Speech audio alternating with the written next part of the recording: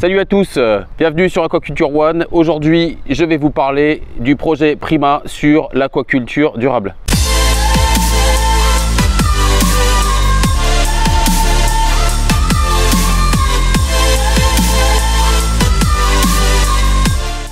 Je te remercie d'avoir regardé ma précédente vidéo. Si ce n'est pas le cas, alors n'hésite pas à aller sur ma chaîne YouTube Aquaculture One et à t'abonner et surtout activer toutes les notifications pour recevoir les nouvelles vidéos. Alors aujourd'hui, je vais te parler d'un projet de recherche qui s'appelle le projet Prima et qui porte sur l'aquaculture durable et je vais te faire découvrir ça tout de suite. Allez, c'est parti!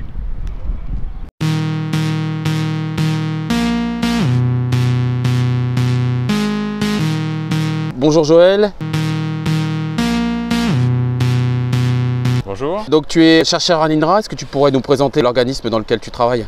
Alors l'INRA, c'est le premier organisme européen qui travaille sur les questions d'agriculture, qui fait donc de la recherche pour soutenir le développement agricole. Et notamment actuellement, on est beaucoup sur des questions qui tournent autour de l'agroécologie. Et changer peut-être nos modèles de production. Donc toi, tu es plutôt dans un département orienté poisson? Alors, je suis dans un département qui travaille sur la physiologie animale et les systèmes d'élevage.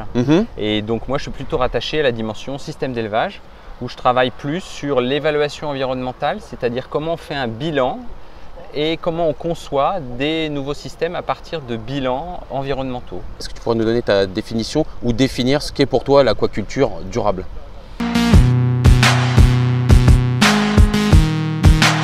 Alors une aquaculture durable, ça va dépendre de son territoire déjà, c'est-à-dire qu'elle est implantée dans un lieu et ça veut dire qu'elle doit apprendre à utiliser les ressources de ce lieu plutôt que d'importer. Donc c'est une idée de travailler aussi sur de l'autonomie. Qu'est-ce que c'est que l'autonomie de ces systèmes et notamment en aquaculture? Donc utiliser peut-être moins d'intrants et limiter les rejets tout en étant économiquement rentable, c'est-à-dire qu'elle ait un sens sur le plan économique. Alors, ce que j'appelle les intrants, typiquement c'est l'aliment déjà, et donc on s'interroge sur quels sont les ingrédients pour l'alimentation de ces poissons, alors pour aujourd'hui et peut-être pour demain, en essayant des nouvelles ressources, mais aussi de travailler à nouveau sur des ressources plus locales, plutôt que d'importer du soja du Brésil, des farines et des huiles de poisson, puisqu'on travaille sur l'aquaculture, qui viendraient de loin, du Pérou, etc. Qu'est-ce qu'on peut produire chez nous qui permettrait de remplacer ces ressources qui viennent de loin? Donc ça c'est local. Les autres intrants, c'est aussi limiter la quantité d'énergie dont on a besoin pour produire. Et puis regarder si on n'a pas d'autres ressources énergétiques. Alors là, on est dans un milieu où on utilise une première ressource qui est le soleil, puisqu'on a de la photosynthèse dans nos clairs là. Donc typiquement, comment est-ce qu'on pourrait améliorer le bilan environnemental en utilisant différentes voies, celle de l'économie et puis celle de l'efficience aussi. C'est-à-dire que ces systèmes, ils doivent le mieux possible valoriser ce qu'on leur apporte.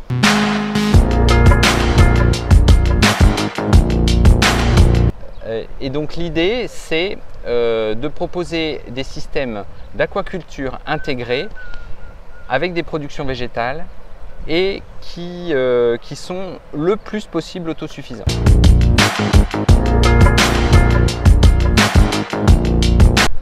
Donc quel est le principe de ce projet ici que vous réalisez sur Bourse Franc qui va durer 5 à 6 mois? Alors, cette année, il va durer 5 à 6 mois. On espère pouvoir le remettre en route dès l'année prochaine. Il y a plusieurs idées. Déjà, l'idée de l'intégration. Donc, on a ici un élevage de dorades.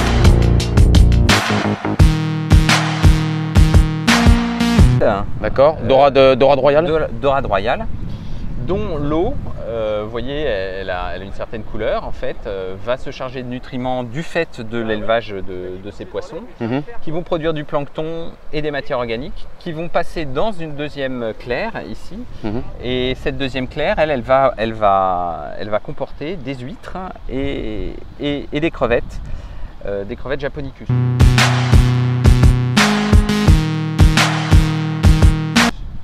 L'idée, c'est que le plancton qui a été produit du coup et les matières organiques puissent être réutilisés par ces espèces afin d'améliorer leur croissance dans le milieu. Vous allez vous servir des rejets des poissons pour permettre aux coquillages de mieux filtrer et d'exploiter tout ce qui est Voilà. des rejets aquacoles, on va dire. Ouais, la biomasse qui est produite ici. Et ça, on le fait plusieurs fois. Cette même claire avec des crevettes et des huîtres est reproduite une deuxième fois. Et une troisième est associée, associe des crevettes et des palourdes.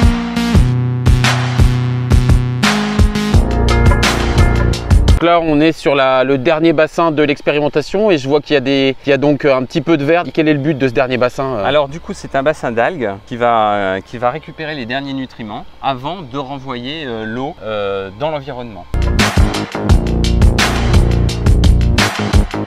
L'eau de la dernière claire va être renvoyée aux dorades. Donc on a un premier bouclage qui fonctionne comme ça en circuit fermé et on a gardé à la fin une claire complémentaire qui permet de produire des huîtres.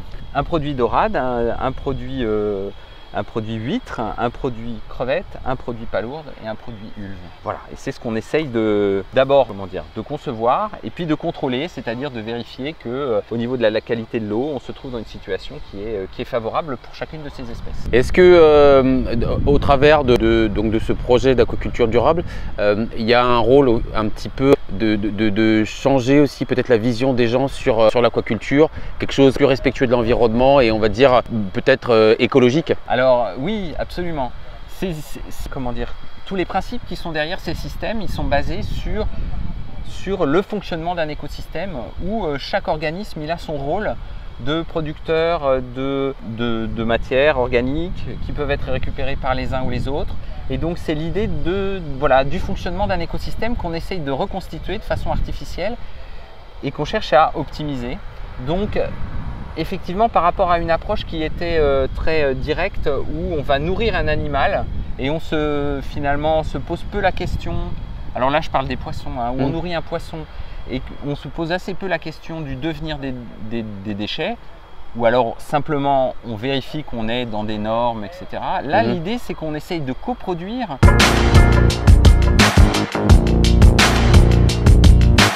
donc que ce ne soit pas un coût aussi pour le producteur, mais que ce soit aussi un gain, éventuellement un profit, d'augmenter finalement la robustesse du système en disant voilà, je ne produis pas que du poisson, mais aussi d'autres produits, et puis que l'ensemble de ces produits bénéficient les uns des autres avec cette approche, disons, écosystémique.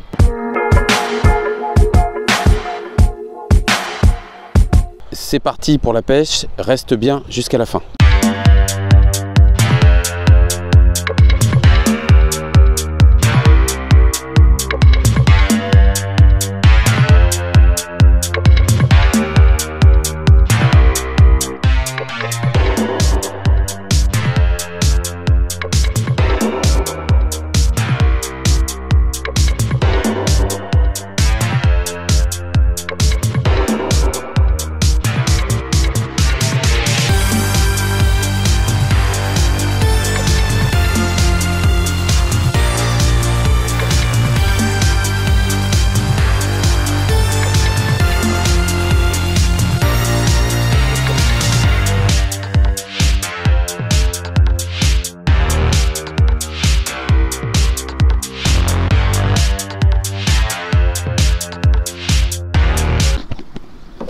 Stade bien avancé pour certaines.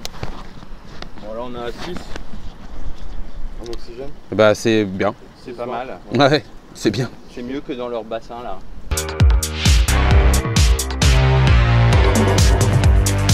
« 232.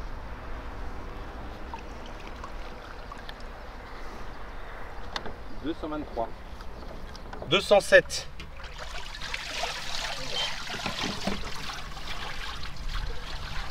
Il y a pas de... 213. 21. 236. Alors Joël, on est sur un chantier de biométrie là. Est-ce que tu peux nous expliquer le but de ton travail, de votre travail? Là l'idée c'est de prendre le poids, la longueur. 265 grammes. sur l'ensemble de l'échantillon qu'on a prélevé, la 242 à la fourche. Donc on mesure ici la longueur à la fourche. D'accord. Et avec ça, on calcule un indice qu'on appelle K, qui permet de savoir quel est l'embonpoint de notre poisson. C'est-à-dire, est-ce qu'il est plutôt long, plutôt rond, et donc s'il a grossi de façon homogène ou pas, et s'il a bien mangé ou pas. Voilà. D'accord, donc vous mesurez la croissance à travers ces différentes mesures, quoi. Voilà, et là on fait un échantillon d'une centaine de poissons pour regarder quelle est la variabilité, c'est-à-dire quelle est la proportion de différentes classes de poids dans notre population. D'accord. Et pour vérifier si on devient de plus en plus hétérogène ou pas, et d'essayer de comprendre un peu quelle va être cette dynamique en fonction de la durée de l'expérience là qui va durer plusieurs mois. Alors voilà, on est dans la suite de ce projet Prima. Donc maintenant, reste bien jusqu'à la fin parce que là, tu vas voir une prise de paramètres, ce qui va nous permettre, enfin plutôt aux chercheurs et techniciens qui s'occupent de ce projet, de pouvoir contrôler un peu les différents paramètres de l'eau dans lequel vivent toutes les espèces donc, qui font partie de ce projet. Donc à tout de suite pour la partie prélèvement. Donc là, Gel, on est sur la partie donc prélèvement. Donc tu m'as dit que vous contrôliez le pH, l'oxygène. Qu'est-ce que vous contrôlez d'autre aussi? La température et puis la salinité. Alors ça a l'air tout simple comme ça, mais comme on a un bouclage finalement entre les différentes claires, on veut vérifier si le fait qu'il y ait une filtration assez importante par les huîtres dans chacune des claires, des huîtres et puis des palourdes à la fin, eh bien on voit un changement dans la dynamique de la physico-chimie de l'eau.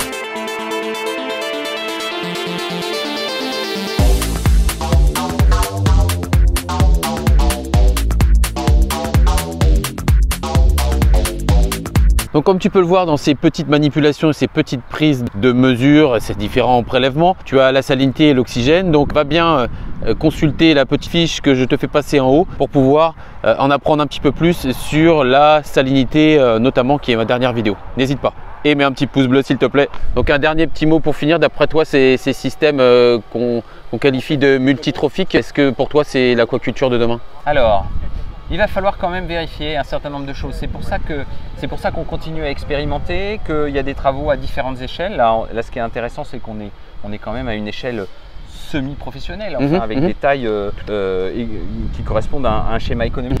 Ce qui est compliqué, c'est qu'effectivement, à chaque fois qu'on va rajouter un compartiment, on va être obligé de rajouter de la technicité derrière, on va être obligé de rajouter de la maîtrise et des fois des coûts qui sont induits. Donc par exemple, dans notre système ici, par rapport à un système traditionnel de clair, on a rajouté un pompage. Donc on va utiliser de l'électricité. Et il faut que cette électricité qu'on a apportée soit bien compensée par un gain de productivité. Sinon, sinon on perd de l'argent. Voilà, et je pense qu'il y a encore besoin de caler un certain nombre de notions autour de ces systèmes d'aquaculture intégrée. Moi, je suis personnellement convaincu que c'est une voie tout à fait intéressante et pertinente qu'il faut développer, surtout dans un cadre comme celui des marais côtiers. Voilà, à voir jusqu'où on va pouvoir pousser le système pour en vérifier la rentabilité. Voilà, il faut le vérifier, mais dans les principes de base, je pense qu'on est sur la bonne voie pour faire évoluer l'aquaculture en général. Voilà, je te remercie d'avoir regardé cette vidéo.